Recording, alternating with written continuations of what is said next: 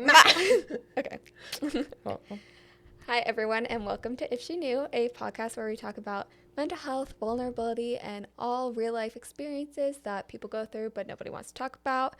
As usual, if you haven't already, go ahead and follow on Spotify as well as follow along on TikTok, Instagram, and YouTube under Tierney's Journey, which is TIERNEYS Journey. You may have noticed the new set, very pink. I love it. I have my little Glinda sweater on for Wicked that I just saw. And I have my best friend here, Janelle, to talk about her experience with ADHD and seasonal depression.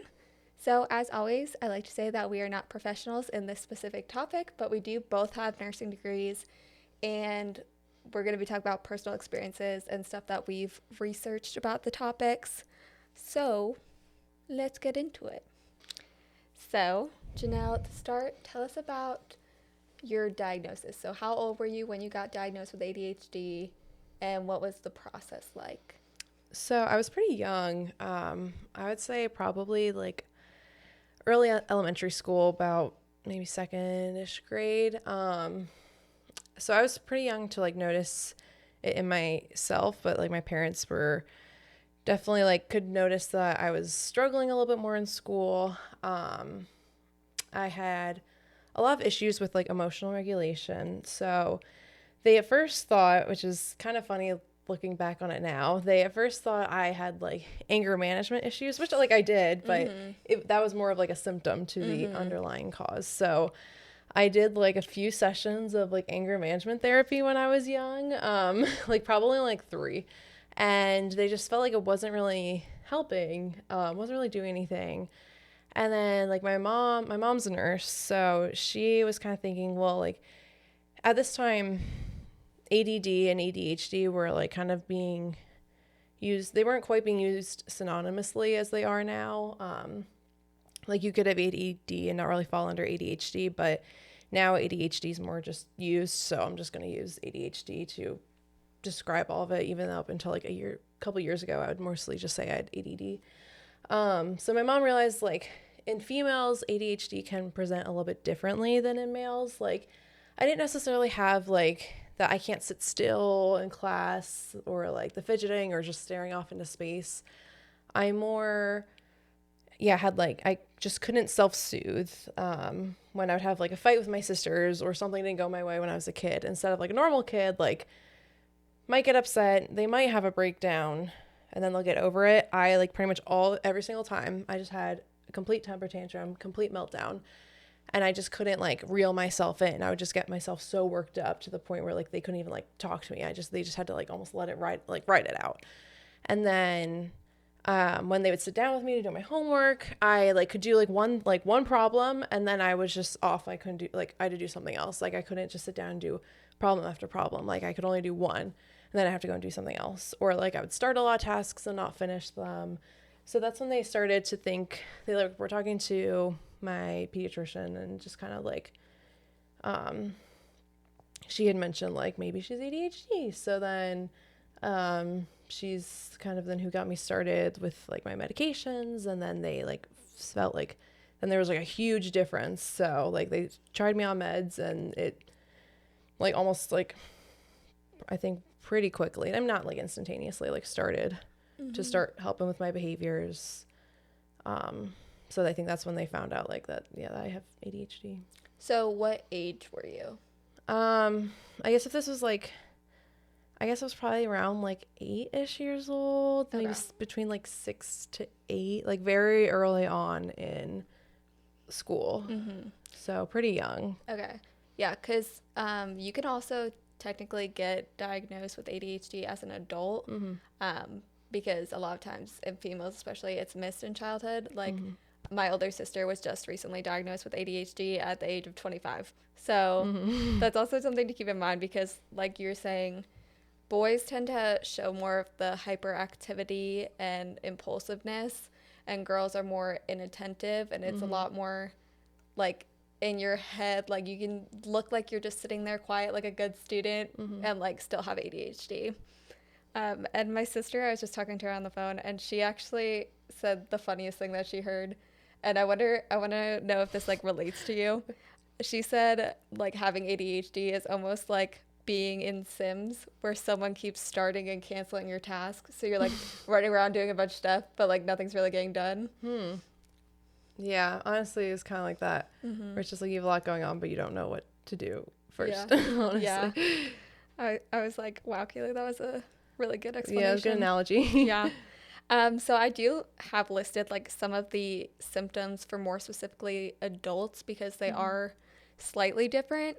So I'll just read off some of those.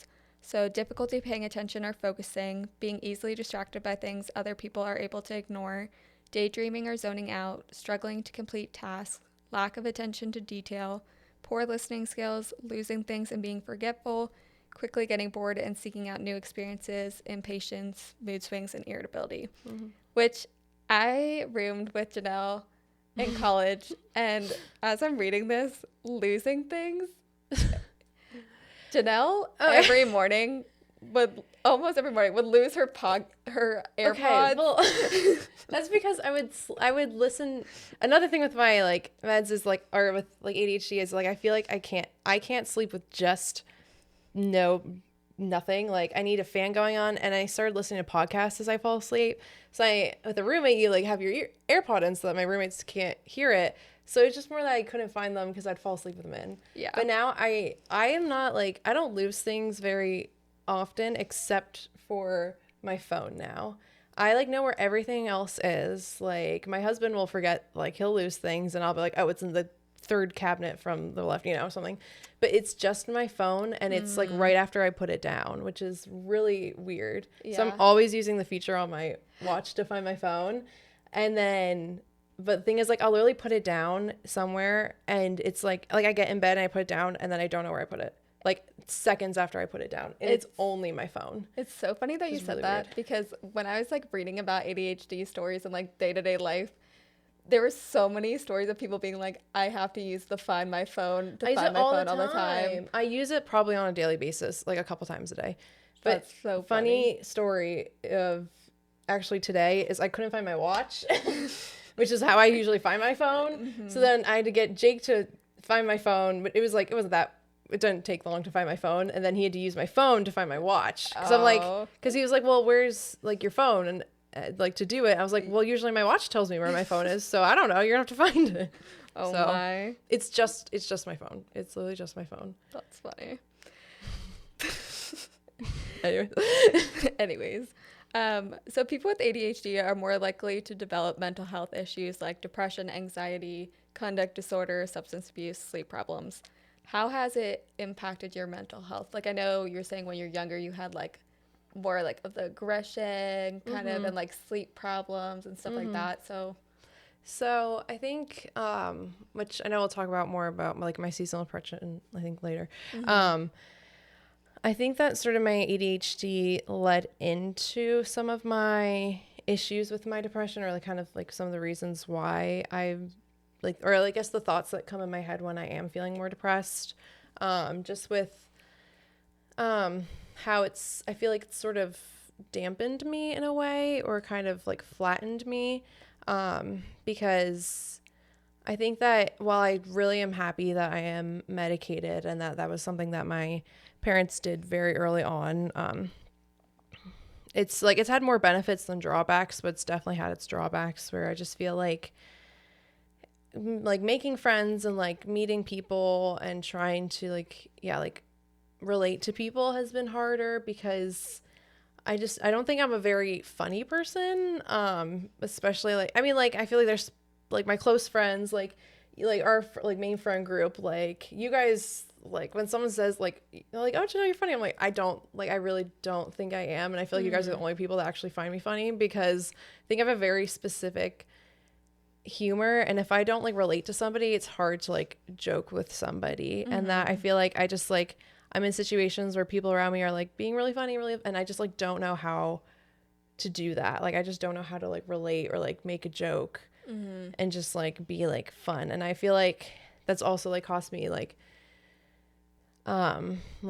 relationships where I'm just like I feel like I'm flat and I'm maybe like a little like strict, and I have a hard time just like letting loose. And I think that kind of rubbed a lot of people the wrong way, especially like in high school. That I feel like it's just sort of affected how I've like been able to make new relationships, because I just feel like I can't relate to people as well as others. Like other people can just be like instant friends, and I feel like I don't really have that capability, which was really hard.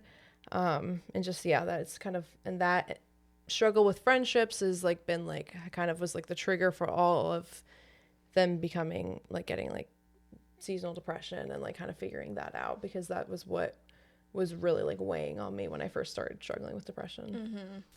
So from like what I've read about ADHD, it seems like a lot of times people have a hard time with conversations. Like you're saying, like focusing in rooms with like a lot of people, or like interrupting people or reading social cues. Do you feel like you have had like noticed any problems with that kind of stuff? Yeah, I remember this one time where it was, so Jake and I, my husband, I think we were still dating at this point.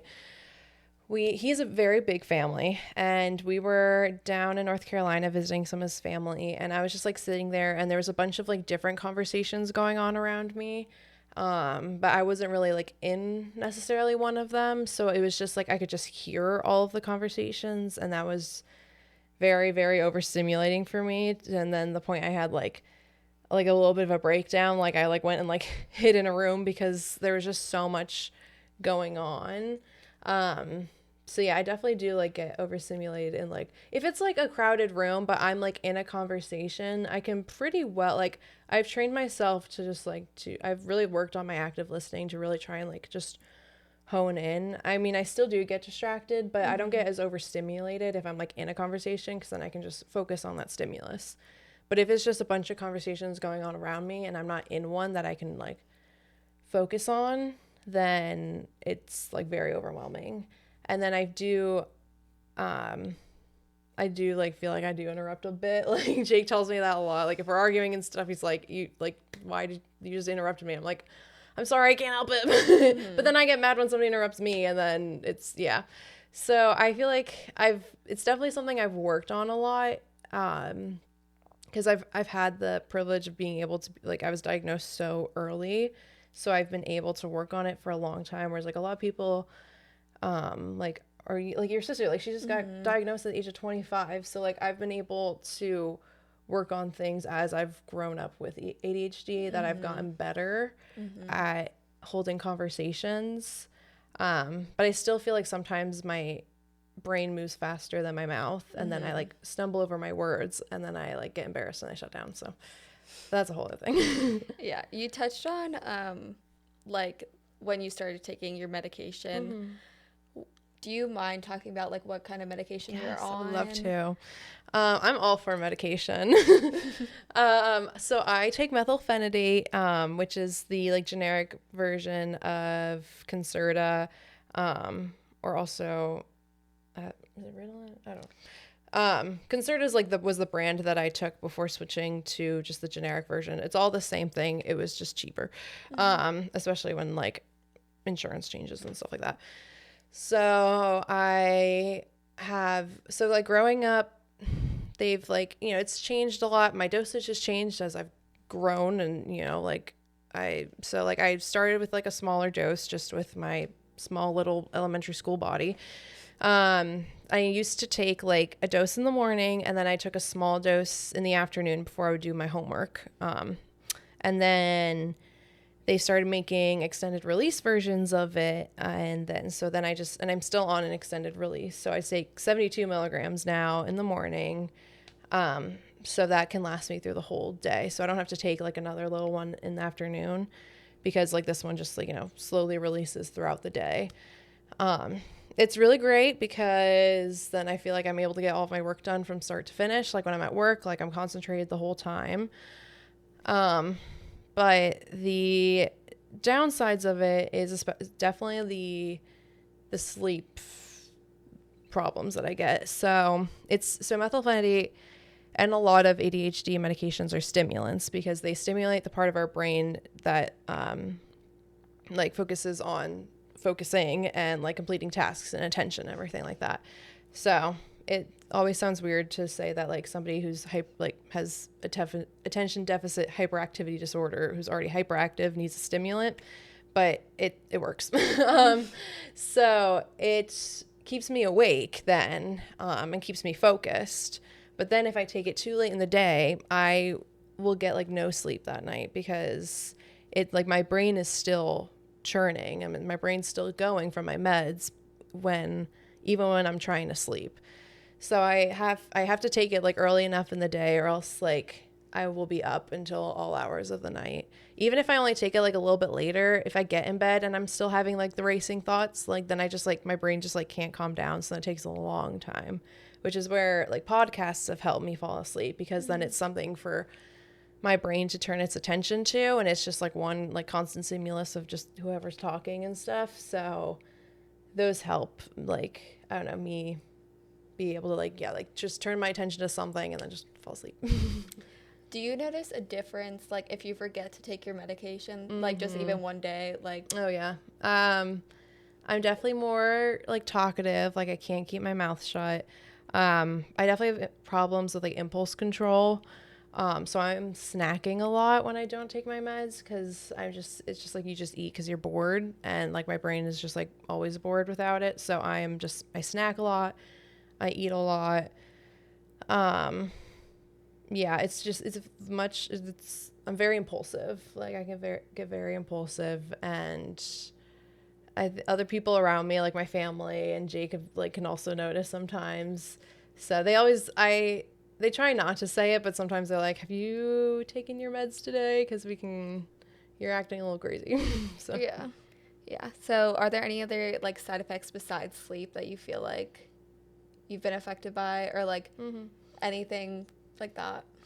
I feel like sleep has been the big one. And then again, like feeling my personality is like a little flattened. I think, I know a lot of people, like, it's, especially with kids, like you're supposed to monitor their weight pretty frequently, because like I said, when I'm not on my meds, I feel like I'm snacking a lot. And then when I'm on my meds, like I have to remember to eat.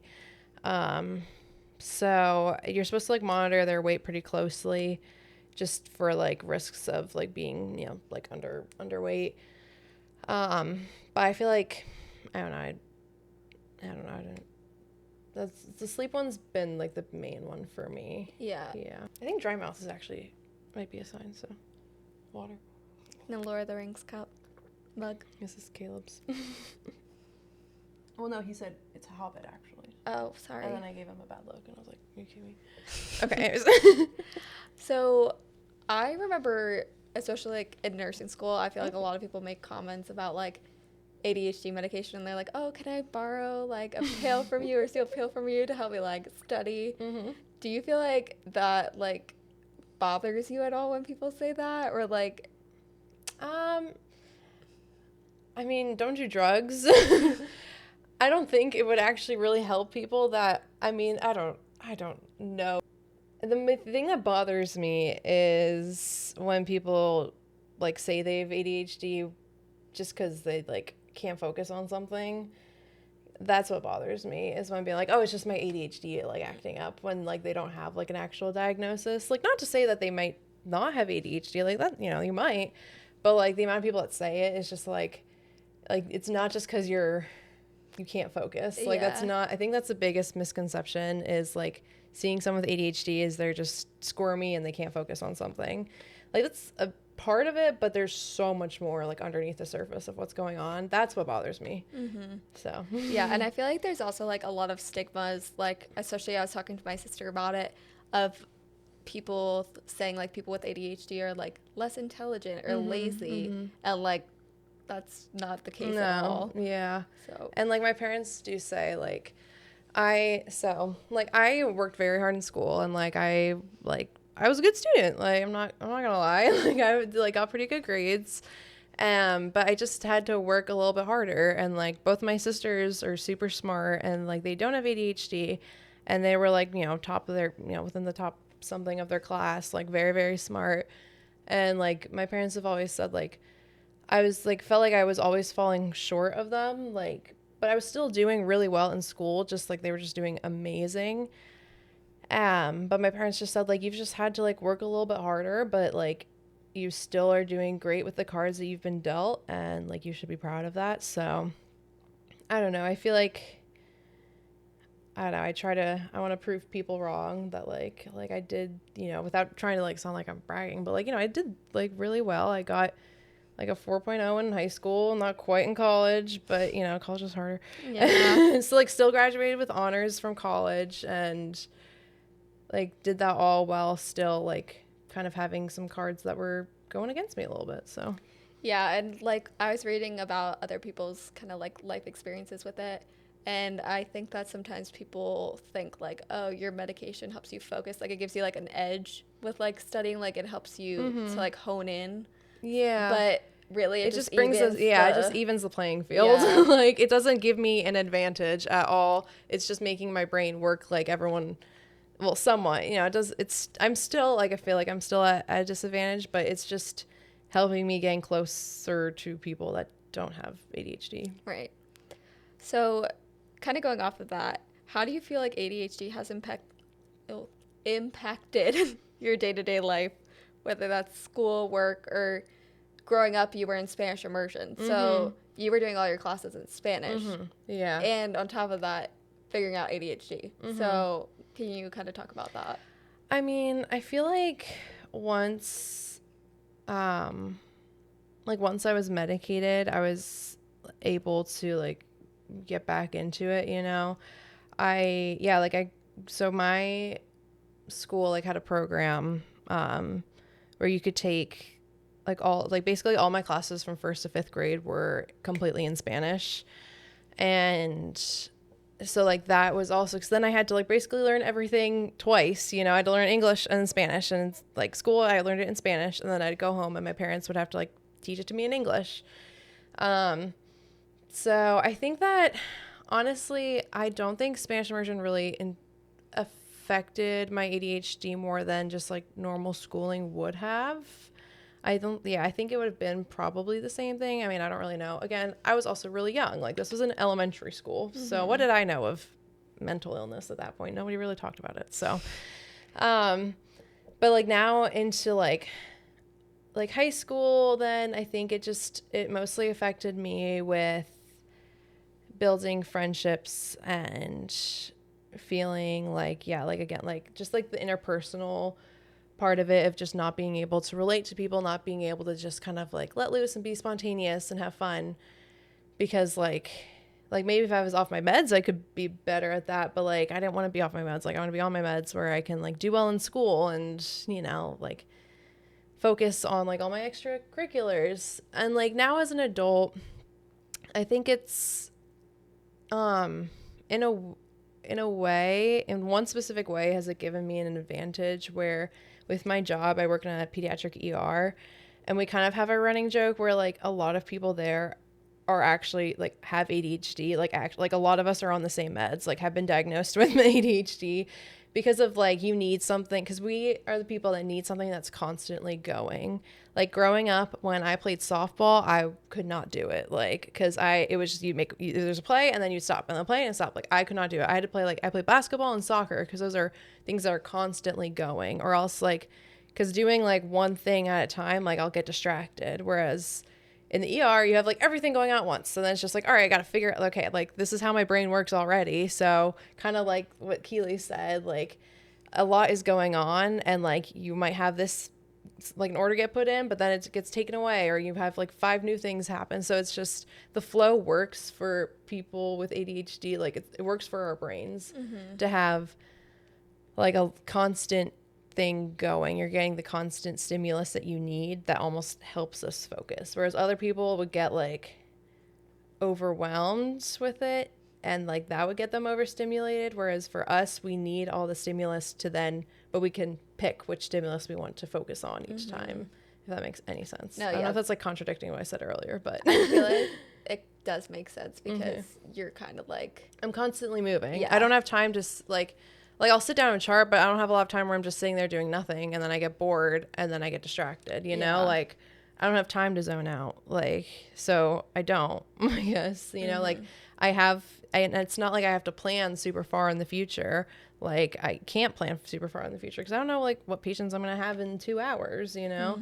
So it's nice having, it's almost like a constant revolving door of things to do to keep you focused. Like keep like, I'm like, you just keep going and then your 12 hours are up. Do you feel like in any way, like kid to now, that you have been like harder on yourself or more critical on yourself because of having ADHD, like it making it harder for you to like focus Yeah. on things and stuff? I always felt like very different. Like I felt like I was the only person that I knew that had ADHD, which is probably not the case, but like you didn't talk about it. With like just the culture, like I mean nowadays we talk about mental health much more, but back then we really didn't. And also like your kids, like you don't really think about these things. And like it was, you know, it's not like I went up to my parents and said like I think I'm having issues focusing and paying attention. Like it was just my life is, you know, like my parents that realized it. So I think that it definitely like yeah made me feel like I was different and alone when I was younger. And it wasn't really until like maybe college that I realized like a lot of people have ADHD. Like you know, a lot of people are in the same boat as me. A lot of people take the same meds I do. You know, I'm not alone. You know. Yeah.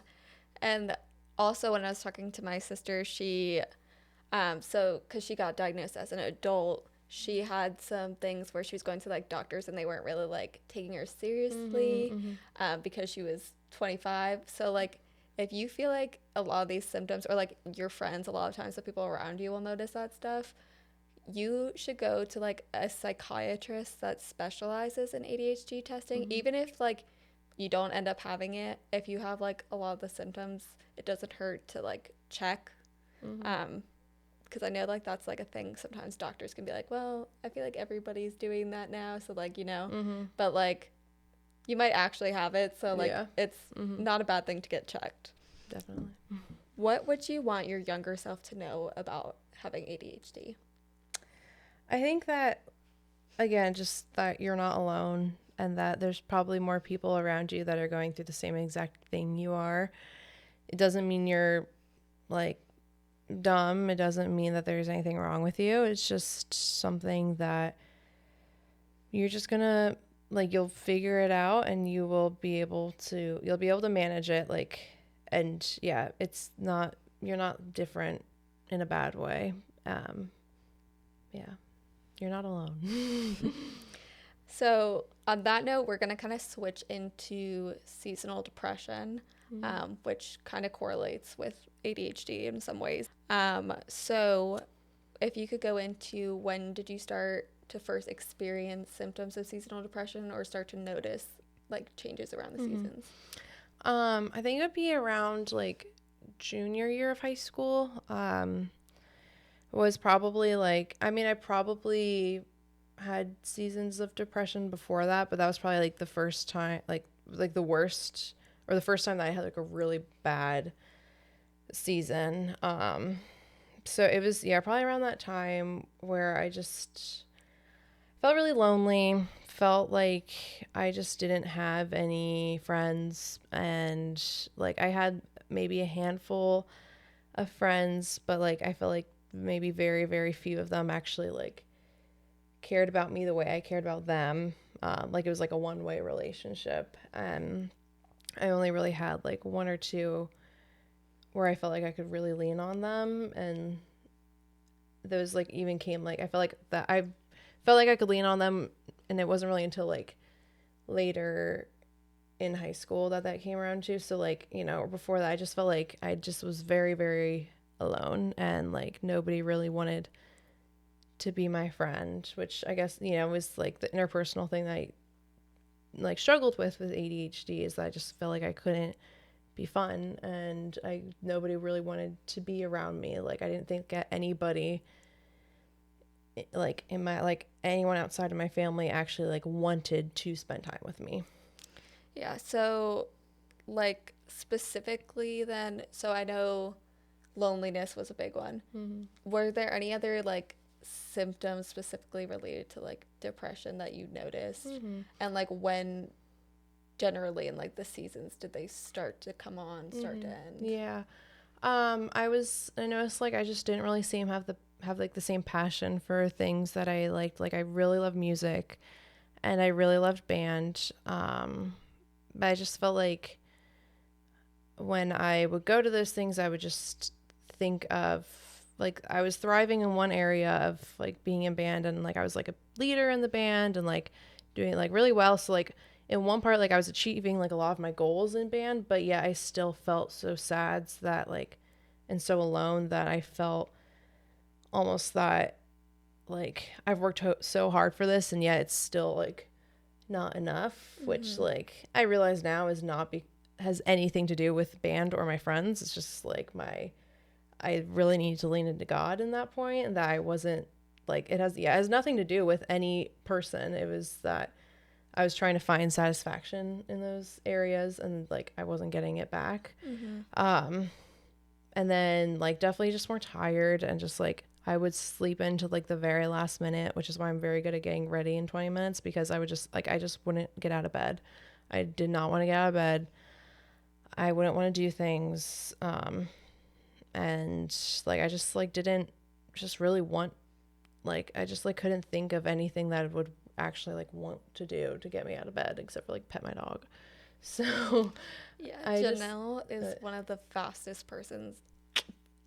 people I've ever seen get ready in my life. it's great. It's a really, I mean, that is a good skill to have, but it's, you know, came at a price because I would just like my dad would have to just drag me out of bed because he's just like, you need to get up. And I just like, I just wouldn't want to get out of bed. I just like didn't care.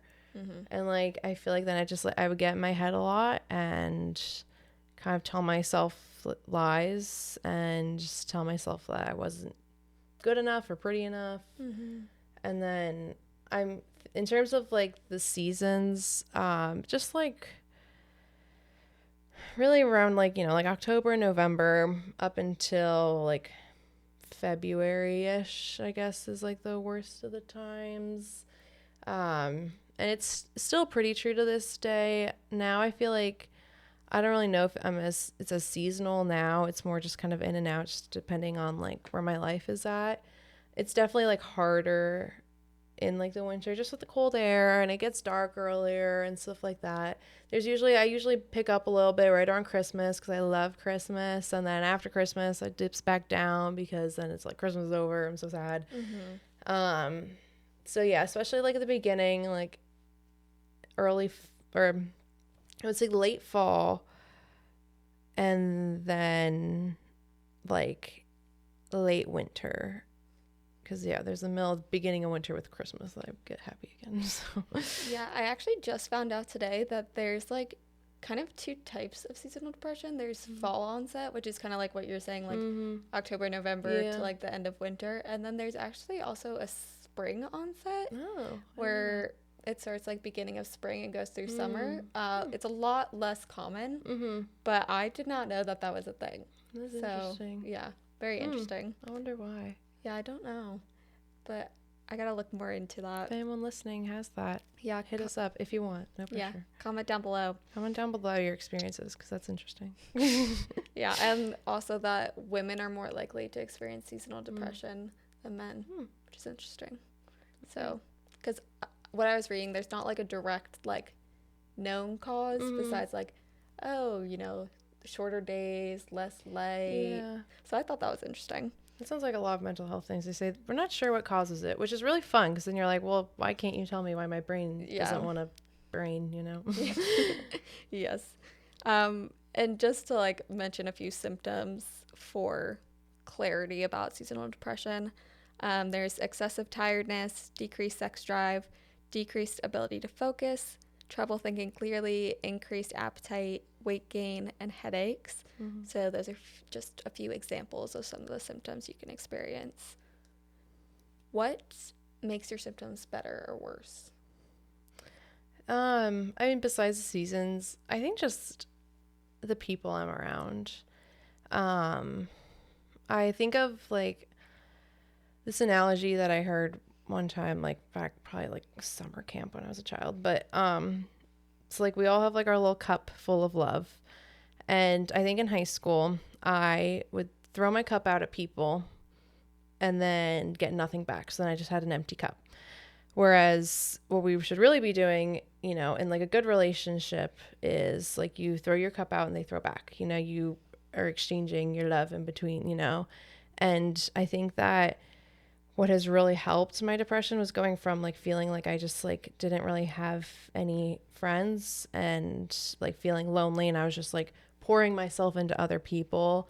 And like while like I still like had friends, and there's like, you know, there's wonderful people that I knew in high school, but like it just wasn't like the same as like they were really just like delving into me, at least of like people like my own age. Like I felt like, you know, with like my leadership position, like I was trying to be more of a role model spot that I didn't really expect anything in return, but like the people I was really throwing my cup at, I didn't get a lot in return. And then I think in college, when like, I mean, I had already known you because we went to like high school, middle school together, but like when we started becoming closer, and then I met like Avery and Savannah and Cece, and like I like met my core people, and that's when I first started to get that love poured back into me, like excluding like my family and like Jake and everything, obviously. um that has helped my mental health tremendously because it's shown me like I can be loved. Like I have found people that do like want to invest time in me, and people that actually like care about me, which seems like it's something so basic, but something that I had lacked. It was just like friends that wanted to spend time with me. And like to this day, I still am like, why would they even want to spend time with me? Like I'm not that great. But like We love to know. but like I think that's what has helped me, is that finding people that genuinely care about me has helped me realize that I'm loved. And even if I do feel like my personality is flat sometimes, like they love me no matter what. And like I've grown in my relationship with the Lord and really like delved into that more, and have like leaned on him more than anything else. And I think when I started doing that, I kind of realized how like small everything else is when you put into perspective. I don't know if, you know, you have many, I don't know if your audience is Christian, but like, I'm just going to say it too, and you can edit it out if she wants, but Leave it in. But like, I just feel like realizing that this is just a temporary life, and that my eternal life is up in heaven with Jesus. So that really whatever matters here, it's like a fraction of a fraction of a fraction of what my life actually means, and that I'm like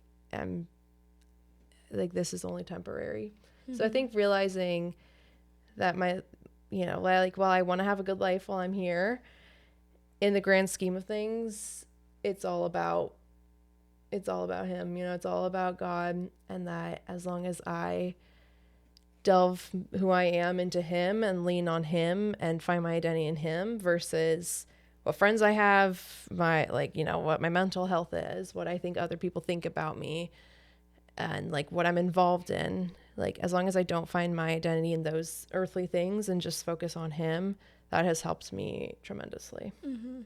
Yeah, it's really important to figure out your support systems, mm-hmm. and really what you value in your mm-hmm. life, and to surround yourself with the people that actually care about you. Mm-hmm. If you feel like you're pouring stuff into other people and not getting anything back, leave them. Yeah. Some people are meant to be, what is it, like pages in your life, and some people are meant to be like chapters and all that stuff. Uh-huh. So like some people, you meet them, and I mean, nothing's a mistake. It helps you to learn, okay, now I know how I should mm-hmm. be treated. Mm-hmm. So just try to surround yourself with people that you know like are really gonna care about you, and you'll know. Like I remember in college, once I hit like the point of like having really good like our core friends, that I knew was like, wow, this is like my people. Mm-hmm. Like this is like the first time that I felt like super secure in mm-hmm. like everybody in my life kind of thing. Yeah. So like once you find that, those people will help to support you through anything you're going through, like experiences, mental health issues, So it's just really important to find those kind of people. Yeah. And I feel like my family has always been, and like my sisters are like my best friends now, like, and they've always supported me. And my parents are very open about their mental health, which I've always appreciated. And like, they've even said like they're seeing my journey with like ADHD has like helped them too, which I think was really cool. But it's just, yeah, I think I've no like, there's no like bad blood. Like I have mentally forgiven every person and like that I've ever felt like I was in that kind of relationship with. Like I'm not mad at anyone. It's just, it was something that was just a deep struggle, and I just don't think anybody really knew, because not many people really took the time to know me to even know what I was going through. Yeah. So Yeah, I definitely get that. And the thing is, like, just be kind to everybody. You're not necessarily like meant to be friends, like best friends with everybody, and that's okay. And you'll figure that out. There'll be people that you meet that are super nice, and like you'll still like be nice to them when you see them, but like they're not necessarily meant to be like a main character in your story. So that's okay. nice. Yeah. If you have experiences like that, it's okay. You'll find your people. Everything happens for a reason. yes. Besides like family, friends, and the Lord, what kind of like resources have you used to help with like seasonal depression? Like, have you done therapy, medication? Yeah. So I don't know who we is. So sort of like, I think along with like my timeline of my seasonal depression, like I had the really bad winter junior year of high school. Senior year of high school, I was involved in like 1,000 different things trying to sort of push off my mental health. I just kind of told myself, if I'm busy enough, I don't have to think about how depressed I am, which is like, not good. Like, spoiler alert, doesn't work. So the next year I was off at college. So like freshman year of college, beginning of starting like nursing school, we were still in our like little weed out classes of, like you're going to fail and then you got to choose a different major, or maybe you'll succeed and then you can stay for the next semester and then try all over again. Scary times. Yeah. Yeah. So I think just with the transition of like, now being a college student, like kind of being on my own a little bit, trying to find all new friends but this time I was like really trying to be intentional, because I was like, I want good friends. Like I want friends that are gonna fill my cup. And then like Jake and I, we started dating back in junior year of high school. So like now Jake and I were moving from being like a high school dating couple, and we both went to the same college. We all went to Messiah, going from like like a high school couple to like a college couple, and being like adults now. And so there's just like a lot of transition, and like Jake and I weren't having like the best time in our relationship, and I was just like, and I was having struggles with like finding friends, and just with there's just so much going on. So then I had another rough winter, and that's when I decided to go to our college campus has like a counseling service. So I started doing like therapy through our school, which was really helpful. Like some days, like I just went and like kind of divulged my whole life story, or just divulged like everything. Other days just kind of like chatted if everything was going okay, like we wouldn't really be there for too long. It was just kind of like, she kind of just took it at whatever pace I wanted to take, and just kind of, so I think that helped think through things, and like helped me remember, like, to focus on the positives, to focus on like also putting effort into the relationships. You got to give to get something back. So I use that as a resource, and then through that therapist, she also got me started on some antidepressants, because like she's the one, I forget if it was her or if it was like the nurse practitioner that worked there, that did like the scoring for depression to see if I actually qualified as like being diagnosed with depression. And then lo and behold, I did. I qualified. So then through that, I got started on antidepressants. I've always wanted to go back to therapy, because we stopped it. This was freshman year of college in 2020. And then the world shut down, and I was able to do some therapy. We did some like via Zoom. And then as the school year ended, we kind of felt like I'd made some growth. We both felt like I didn't really need to continue if I didn't want to. And I was like, I'll take a break. Like, I'm feeling, I mean, even though the world was shutting down, I was still feeling okay.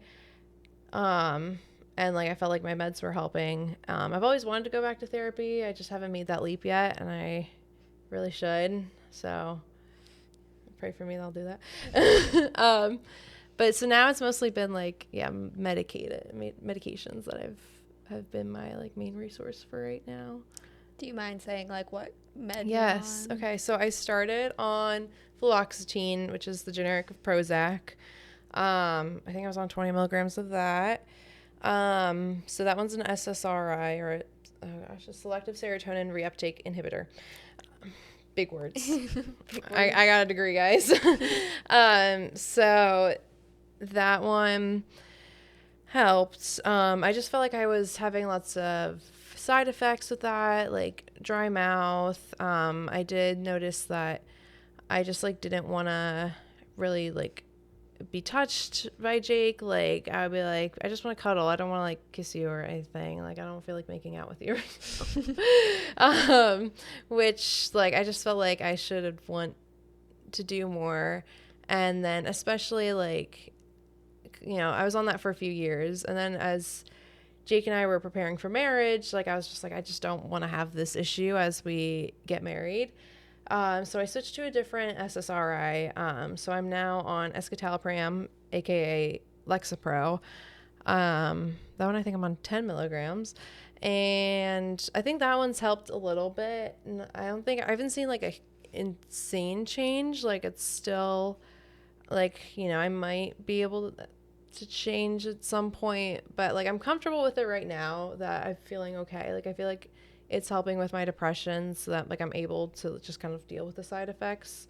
So it just kind of all depends. And they say like rarely does the first antidepressant you get put on work. Like, you know, it was super easy to switch, like especially with my like primary care. I just like, hey, like, do you think in a couple months I could switch from this to this? And she's like, sure. And so, yeah, so they rarely say that the first one, like, you know, works for, you know, if it does, that's great. But like, it's very much like, it's not bad to want to switch your meds around, see what works for you. Like, don't be afraid to ask for a change if you feel like it's not working for you, or if you feel like you're having too many side effects. So so I'm on Prozac right now, which is great. Oh yeah, sorry. I'm on Lexapro. I was on Prozac, now I'm on Lexapro. So yeah. And you can also, they'll like try different dosages because there's like a sweet spot. So like, for example, I actually take Prozac. So I started on like, I think 10 and then weaned up to 20. And I was like, okay, like I feel like my anxiety is gone, but like I felt very flat. So he actually increased my dose of it, and it ended up helping a lot, which is like a weird thing to think about because you're like, oh, how is this going to make it better? But like giving me more of it's going to, yeah. But it like really just depends on the person. Like some brands work better for certain people. Some dosages work better for certain people. It's a lot of like wiggle room. So don't get discouraged if something's not working for you. And don't be like concerned about having to try like a bunch of different things. And just be aware that it does take like, I think it's like 4 to 6 weeks, 4 to 8 weeks for like, yeah, they usually say like about 6 weeks. Yeah, for it to like really start to, for you to notice a difference. So if you're like, I've been taking this for 2 weeks and I don't feel anything else, just like give it a little bit of time. And big thing is do not stop taking your medicine. Like don't abruptly stop it, because that can increase like SI and HI. Like that can increase your risks of having like suicidal ideations. So don't ever abruptly stop. If you feel like you're having, I'm going to sound like commercial, if you feel like you're having like negative side effects, consult your primary care first, because they can wean you. Because like I didn't just like one day stop taking this one med and start taking a new one. Like we like weaned me down. Like I think I started taking less of the Prozac. Like I went back down to like 5 milligrams or something like that. And then I started taking like 5 milligrams of Lexapro, and then I moved up to 10. Like, so yeah, so that's a big thing to never just abruptly, you shouldn't really abruptly stop taking any medication unless told to you by a primary care Yeah, or a and doctor. just be like, it's okay to share about like any of the feelings, side effects you're having. Don't be embarrassed about any of that because they just want to help you. So be very open with your provider. They're not going to judge you for having like suicidal thoughts or anything because of your medications. They just want to protect you and they want to help you. So just be open with them and they'll help you to switch to something else that will work better for you. Can you tell me more about like how you feel your ADHD and seasonal depression kind of like interact with each other? And like, do you feel like your ADHD symptoms start to like change a little bit, like worsen, improve during like the time when you have your seasonal depression? I think that I wouldn't say that my ADHD necessarily like changes much. I think that's been like a constant in my life, which is funny to say that I've had this diagnosis since I was super young, like for like pretty much as long as I've known, like I've been dealing with this. And then I think that just feeling different and feeling that I just like couldn't, that I was lonely because of my ADHD is what kind of contributed to like getting more, like feeling more depressed. So I think that like in some instances it can be intertwined with, like I said, just like feeling like I'm just like flat and I can't be fun and I like struggle that like nobody wants to be around me. But then those feelings would kind of intensify over like the winter where I just felt like nobody cares about me. Like nobody really wants me and like no one's ever going to love me. Like no, like I think especially just in like that I think that because I felt that because I had ADHD and the way that that impacted my personality made me think that nobody's gonna care about me and that that's gonna go on forever. And like I had very, very deep and dark thoughts, and I tried to do it alone and think like, no, like this isn't happening to me. Like, you know, that's like these thoughts only happen in other people. But then when I was just like, no, like I think I need help, and I think that like just feeling super lonely from the effects of ADHD just really just spiraled into the depression and then just into like really really dark times in my life. And then just I think that it all just comes back to me feeling lonely. And that I just struggled to relate. And I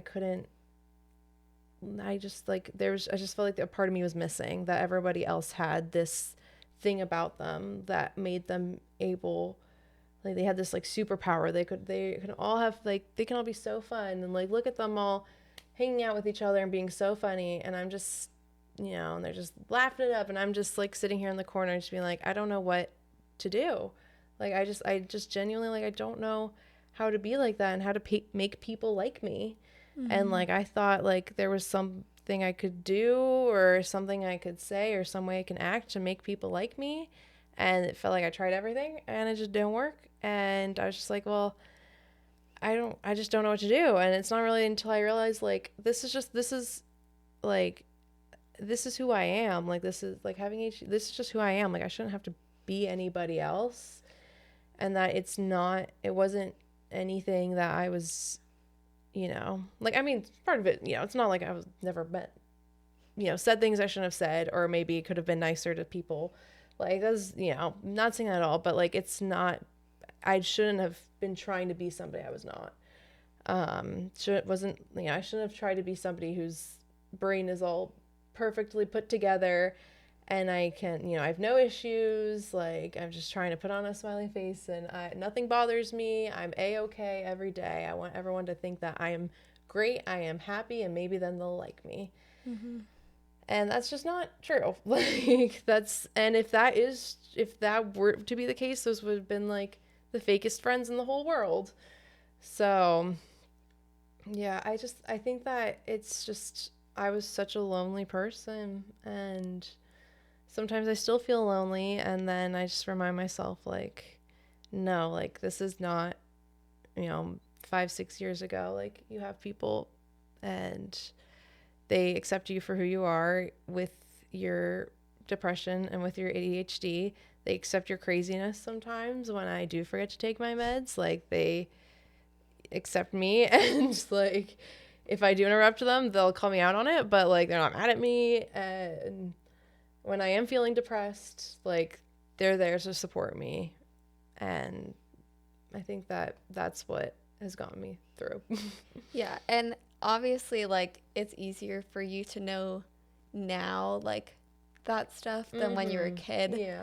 And I think that's kind of like, obviously social media has like its advantages and disadvantages, but I think one of the things that is helpful is that people are kind of talking about this more. Like, when we were younger, nobody really talked about anything like mental health, any of their like personal life experiences. And that is part of the reason why it also felt so lonely. Yeah. Because it feels like I am the only one who is feeling this way, and nobody else is talking about it. So I must, like, it must just be me. But like, that's part of the reason why we do this podcast. So like, if you experience this, or if you're going through these things, it's helpful to have someone that you relate to, where you're like, okay, this isn't just me. I'm not going crazy. Like, this is, a lot of people experience it. And I'm sure, like you were saying earlier, a lot of the kids that we went to school with probably also had ADHD or seasonal depression. And like, we just didn't know about it. Yeah. And what's crazy is that, because Tia and I were like school friends in high school. Like, we were friends. Like, if we saw each other at school, like, we'd talk to each other, we'd sit classes together, we'd sit together. We didn't like hang out that much outside of school. And like, thinking now, like, that it wasn't until we got to college that we started to become like really, really close. And just thinking of like both of our like mental health struggles that we had in college, that like, I would look at Tierney and be like, she is like so happy. She's doing, like, I want to be like Tierney. Like, she's so happy. I'm sure everything in her life is great, because nobody talks about this stuff in high school. And then it's not until, like a year after the fact, after high school, where you start to actually know the person. You're like, no, this person is also like, has like mental health struggles just like me. And like, it's just, yeah, like we both like would go to school and put on a smile, when like, in reality, whether like it was like our home lives or just like what was going on in our brains, or like a little bit of both, like it was, we were both struggling, and we didn't know. And if we would have talked about it 5 years ago, maybe we would have been friends sooner. Yeah.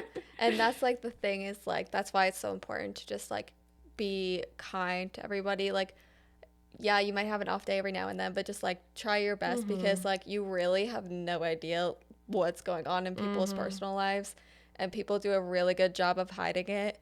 I was a very bubbly, happy high schooler, and that was not really me, but that was like high school me. So yeah, it's just be kind. Yeah, show people grace, especially when you're younger. Like, I'm not proud of the person I was in high school on like many different levels, but like, it was who I was at that point. Yeah. Like, just be nice to people, please. It's everybody's first time living. Yes. So we're all just trying to like figure life out here. Yeah. But I think that kind of wraps it up, unless you have anything else you want to add. I don't think so. No? Okay. So I'm just very, very thankful for Janelle. She is such a great friend. And I am so glad that I have her in my life, because she's amazing. And same for Tierney. Oh, and I really appreciate you coming on the pod and talking about all this stuff with me. Of course, and any just day. being open about this stuff, because I think it's really important to talk about it, and it's helpful for other people, or like younger people that are listening, to know like, hey, there's people that went through it in middle school, high school, elementary school. So, and we're still struggling, but we're okay. Yes. That's the main. Yeah, That's the gist. That's We're the still gist. struggling, but it will be okay. Yes. That would probably be my thing for my younger self. You're not alone, and it gets better. Yeah. It gets so much better. Yeah. And like I feel like this just came up the other day with like depression and stuff like that. It's not like necessarily you're going to wake up one day and be like, "Oh, poop, No. I'm better." It's going to be like a little bit of a fight, but it's worth it. Your life is so important and you are so You I are don't know. loved. Yes, you are so loved. We are so thankful that you are here. And if you need to hear it, we are proud of you. We're so thankful for you. And you are doing great. Life is hard sometimes, and that's okay. But you're going to get through it. We love you, and Jesus loves you. Amen.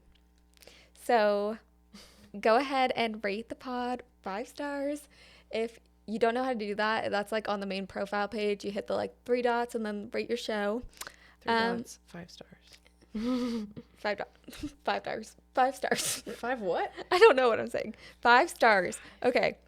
But I hope everybody had a great Thanksgiving weekend. I know that Thanksgiving can be tough for some people, so I hope that you've done something this weekend to help you relax or that you had fun with your family or friends and that you have a great week. Bye. Good job, Jeanette. Is that it? Yep, that's it.